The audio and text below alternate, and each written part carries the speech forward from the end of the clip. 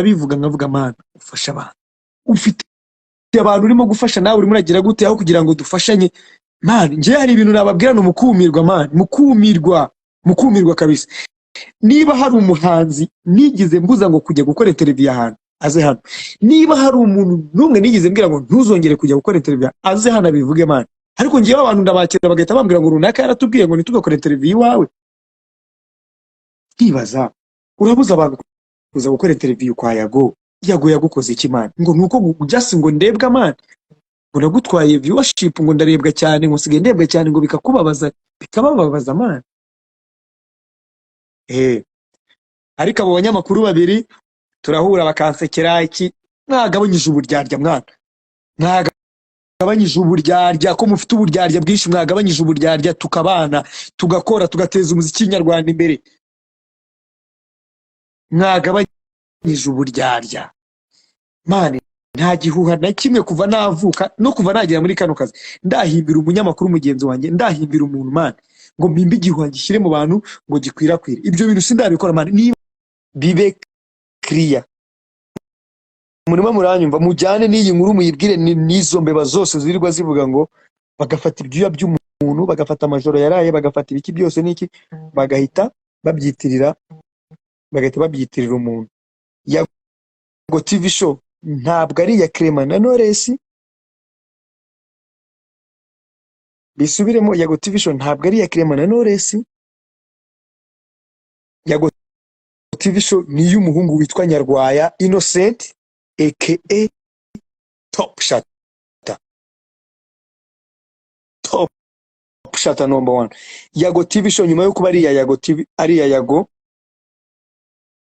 TV show ni yanyu Yago TV show ni yanyu mano siyo dushyire bigano simwe mu bireba simwe mu duteza imbere se simwe bwese mutuma tugira viewership ikazamuka men Yago TV show ni yanjye ni yanyu abo bandi baza n'ibintu by'ibihuha bashaka ngo gutega man umuntu wese wahimbye kino gihuha ni umunyamakuru mugenzi wanjye sinshobora kumubabwira ariko ni umunyamakuru arangije ahita bikwirakwiza mu wundi munyamakuru nawe dukorana muri ibintu bya YouTube nabaye tabikwirakwiza babigeza muri ba Rock na ba Junior nabo bahita babikwirakwiza mu bantu igihuha gifata intebe ngo Yago TV show ngo ni ya Clement ngo na Knowless I don't care I respect ishimwe Clement I respect Butera Knowless I respect Kina Music barashyigikiye man none wumve nk'ikintu kiba cyaragendeweho abantu bavuga ngo Yago TV show ngo ni ya Clement na Knowless ibaze ngo nuko bamaye interview wewe wagiye hariya wandika ibikuru bisebya abantu maze kwandika ibikuru bakwima ama interview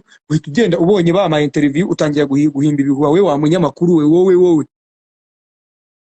utangira guhimba ibihuha ngo Yago TV show ngo buranga impamvu rero ngo mubona Clement yahaye Yago interview ngo nuko ngo Yago TV show ngari ya Clement impamvu ngo mubona Knowless ngahora kwa Yago ngo nukubera ko ngo Yago TV show ngo ari ya Clement na Knowless wanditse ibikuru mu binyamakuru wakoragamo bya mbere wandika ibikuru usebya abantu wavuga nabi wandika ngo baririmba nk'ibyiyoni ngo bagira gute bakwimya interview timba ibihuha man amaradiyo wakoreraga bavuga bakuba wanga gukina indirimbo zabo ngo babanze baguhereze ruswa ngo baguhe giti bakaguhizo giti bamara kuhizo giti nawe ugakina indirimbo zabo baza kuri TV10 na radio this ngiye ngakina indirimbo zabo for free kubera ko I'm supporting Rwandan music urabyumva ngewe I'm supporting Rwandan music nibo ndafasha umuhanzi w'umunyarwanda wari we wese ntagendengamo amafaranga cyangwa agira ati sasa bamaze kugera ahantu heza utangiye kumva ngo kubera ko wagiye kuri YouTube ngo baguhe interview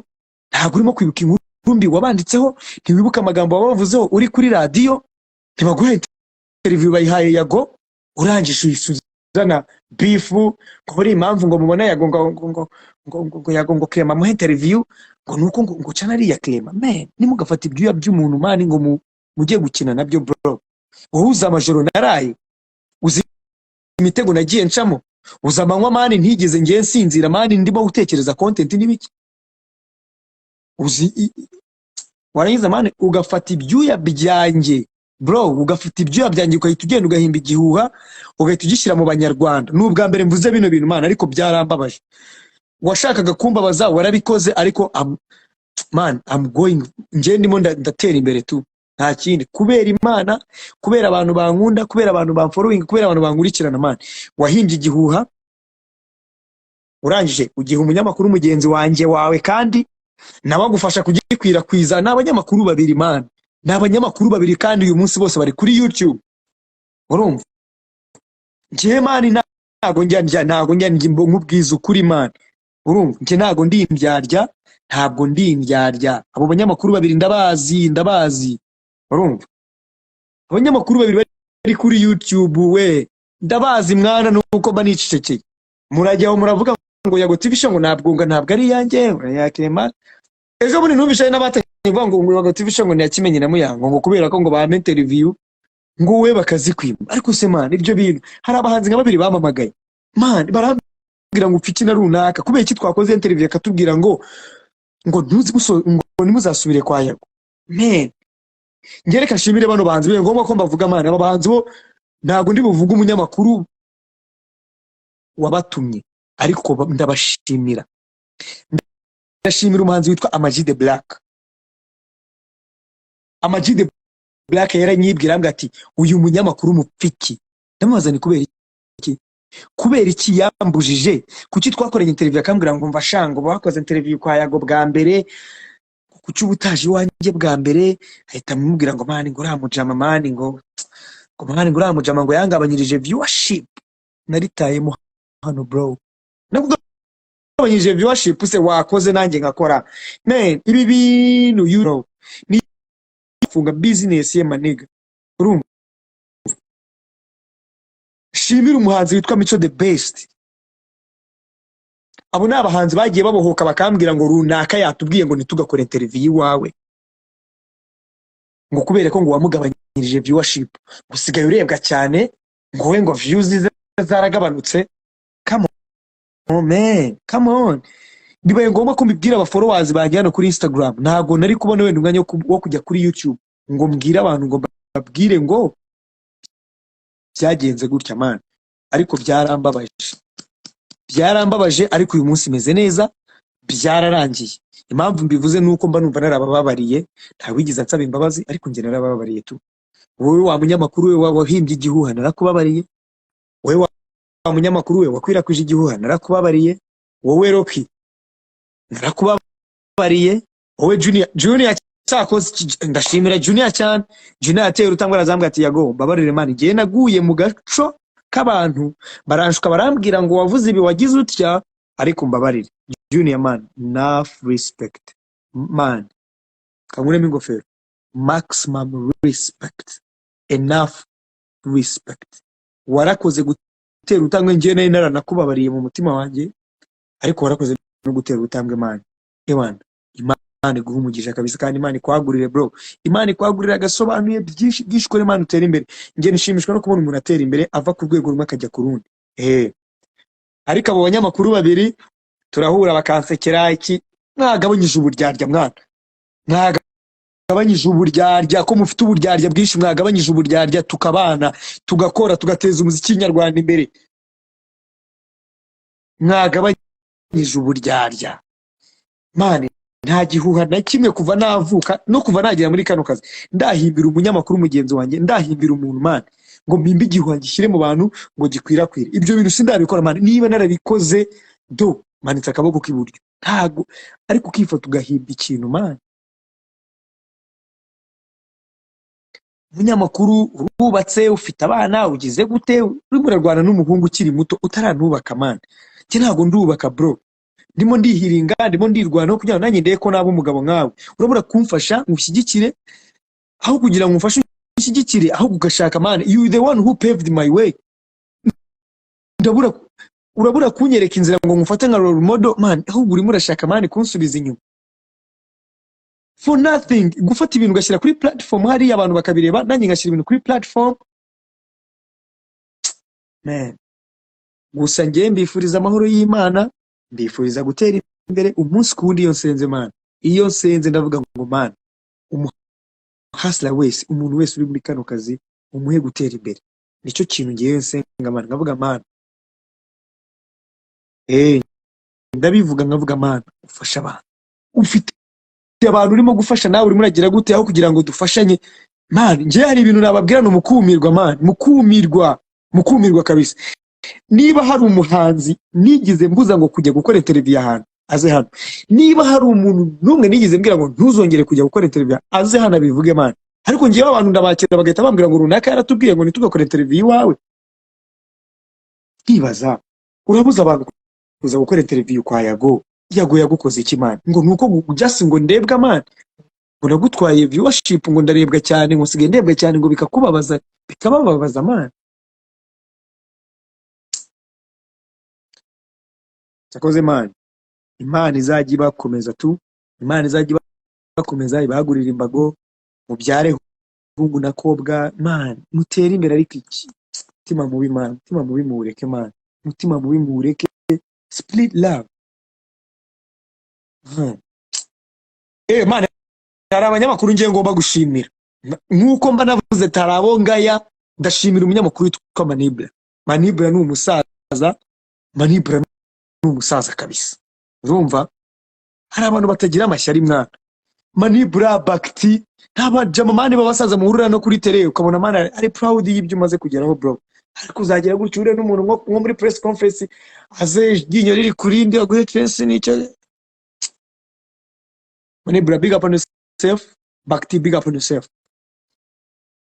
By the way, congratulations man, congratulations Chita Magic. Hari abantu barimo kwandika man ngo Chita kabisa. Chita n'umwana mwiza man. Chita n'umwana mwiza. Chita ni no mu bantu bafashije man kuri Yago TV show. Chita ni mu bantu bafashije mu bintu bya settings bya Yago TV show man. Reka mushimire nawe man. Urumva ariko hari abandi bafite imitima mibi me, imitima mibi muyikure mwahiretse man, mwahiretse. None se niba mbe nibera hano muri ghetto nkabyuka nkajya guhiga nkabona umuhanzi akaza tugakora interview n'iki man, bikubabaza ibiki kwe. Chita, congratulations once again. Happy marriage bro. Ubukwe bwiza. Warakoze kumfasha man. Chita warakoze kumfasha man. Kandi man nzakwitura tu. One time nzakwitura, nzagushimira. One time uzabona nkwaye ishimwe ryanjye mubwire Chita, thank you for supporting me. Wenda ushobora kubutekereza ko ntabyibuka ariko ndabyibuka bro. Kintu wamfashije ndacyibuka kandi nzagushimira man. So nagira ngo ngiriyange kino kintu abantu bakwirakwije igihe harimo abanyamakuru babiri ntari bubabwire, harimo abo basobanuzi ba filime nabo barakoze ngo kubera ko witwa Rocky twagiranye ngo bifu ahita abeshya Juna mushyira mu gakundi balance bya ngo ndi umwana utanywa inzoga, ngo ndi umwana utega amarifti, ngo nta kinzigezaho man. Ariko ndashima Imana ko hari aho ngeze kandi Imana igenda ibikora. Imana nagikora nk'abantu, abantu bagupangira ibintu, tuzakora ibi Yago tuzamutura hasi, tuzafata cyano ye, tuzamusebya, tuzamufungisha man. Ariko Imana yo ntabwo ireba nk'abantu. Nje ntabwo nari nateguye kuvuga bino bintu. Imana yo ntabwo ireba nk'abantu kandi Imana ntabwo ikora nk'abantu tu. Imana irabareka bakavuga bakansebya bakagira gute. Imana yarangiza igahita imbwira ngo ntabwo ngewe nkora nkabo kandi nta nubwo ndeba nkabo. Igahita inkorera geste ya danje. Imana niyo kubahwa, Imana niyo gushimwa buri munsi. Iyo nsenze ndavuga Imana ushimwe ko unkunda kurusha abandi, Imana ushimwe ko wankunze, Imana ushimwe ko undeberera. Kabishima Imana. So abantu munkurikirana nkomeje kubashimira, abantu mu bavu nkomeje kubashimira, abantu mwese muri kumwe nanjye kuri no live, abantu 600 ndimo ndababona man. Ntabwo mwaje gukora ubusa, ntabwo mwaje gukora ubusa, ngereka mbashimire kabisa. Gusa mujye mumenya ko nubwo bino bintu umuntu abikora sometimes man ujye kubona ko umuntu arakwitinza, umuntu akava mu bintu tu. Ubu ngubu mushaka kujya kubona mukabona nyuma y'igenda avuze ngo bino bintu bivuyemo man. Kubera iki? I'm not getting support.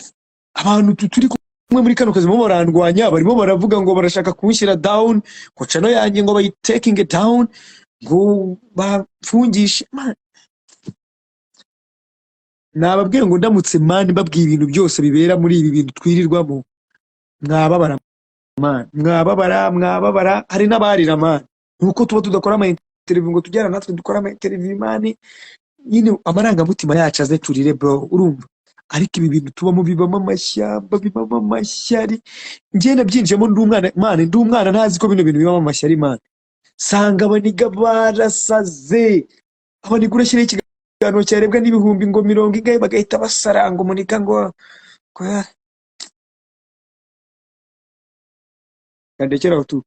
Njye ndabakunda, amarangamutima yaratangiye kuzamuka. Reka ndekere mani, reka ndekere mwese mwabanye nanjye, mwese mwari muri kumwe nanjye. Reka mbashimire, Imana ibahe umugisha. Reka mbahe ikiganiro cyatijara kabendera mwirebere, ubundi ibindi byose tubiragize Imana. Abifuje kungirira nabi, abifuje kumfungisha, abifuje gufata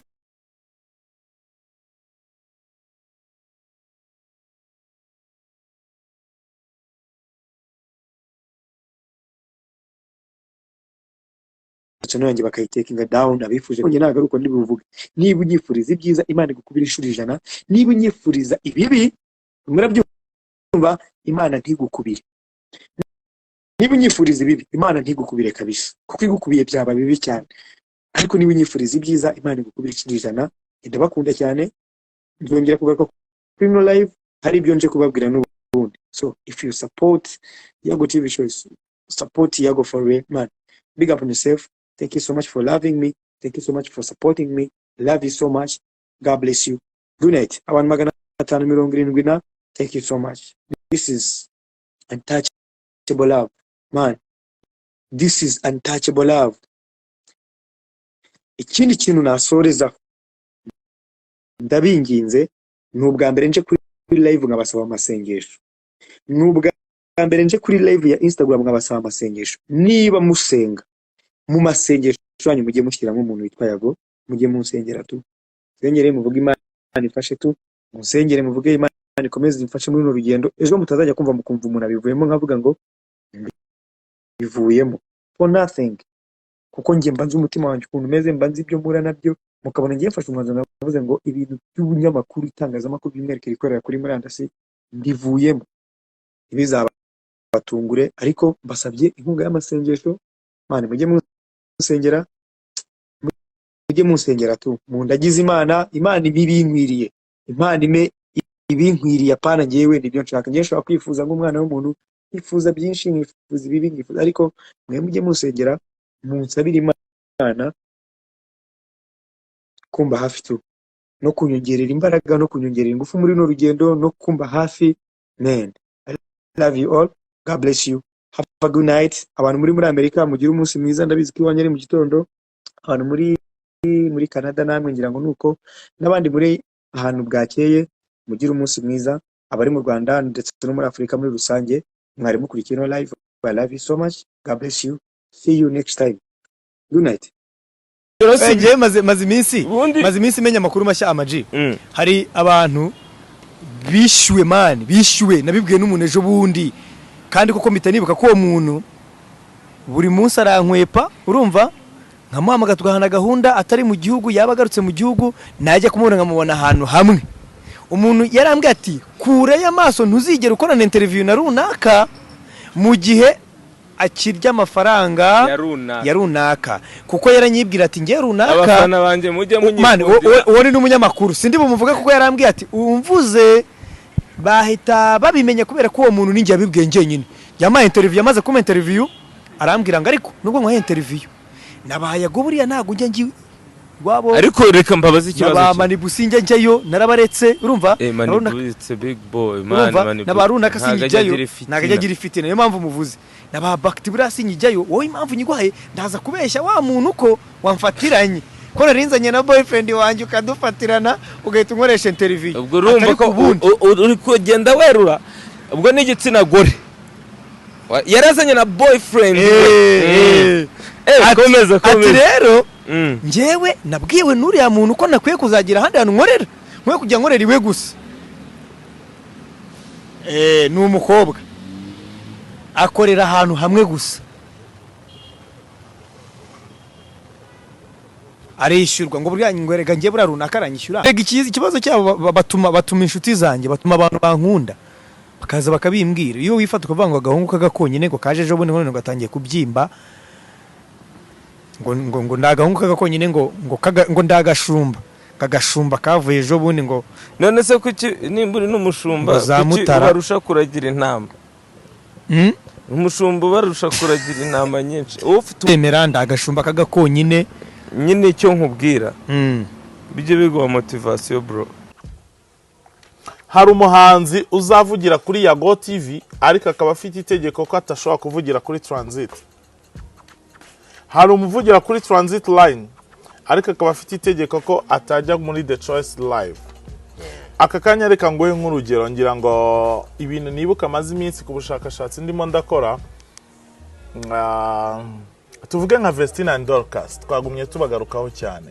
Vestina and Dorcas ndababona kuri Transit Line suko badafite ibintu baza ngo baganiriza abantu, sindababona kwa Yago TV.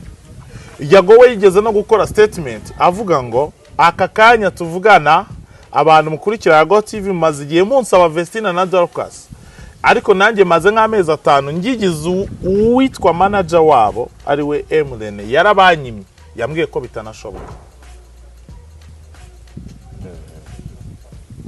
Aho ngaho uranyumva. Dufate umwana w'umukobwa mukunda muri benshi witwa Bijou Aline Munezero, ni umwe mu bakinnyi ba sinema dufite hano mu Rwanda beza, ni numwe mu bakobwa navuga ko bakunzwe kuri izi content za YouTube. Ariko Aline Munezero wari wamubona kuri Yago TV, Aline Munezero wari wamubona muri The Choice Live kwa Irene, ariko uzamubona kuva kwa mbere kuza kundi wa mbere ku Isimbi TV.